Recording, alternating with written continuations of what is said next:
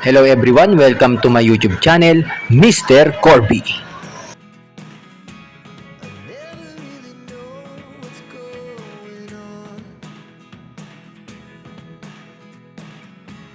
For today's video, I will show to you the actual wiring connections of 4 bulbs.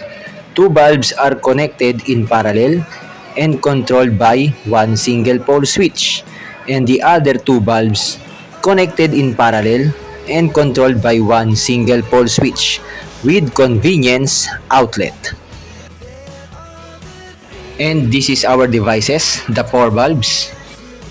Bulbs A and B are connected in parallel and controlled by one single pole switch, this S1AB.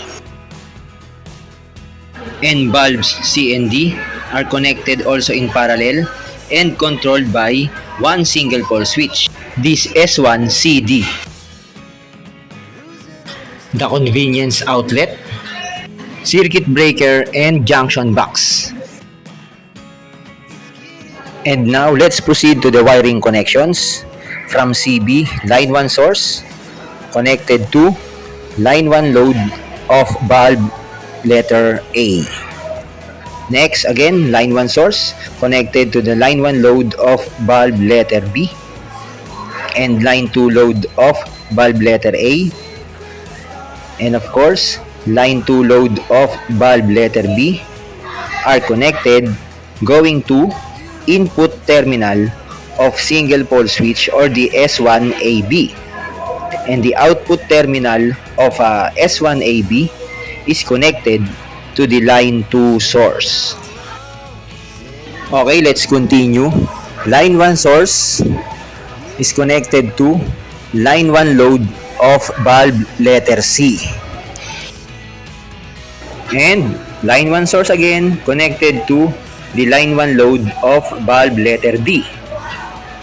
Next, line 2 load of bulb letter C and line 2 load of bulb letter D are connected going to the input terminal of single pole switch, the S1CD, and the output terminal of S1CD is connected to the line 2 source.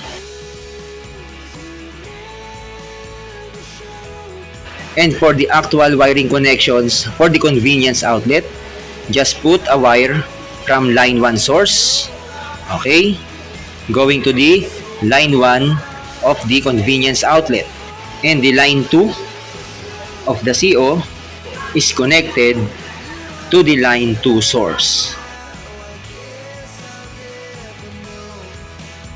And for the last part, we need to put a jumper wire for the next convenience outlet to complete the functionality of CO.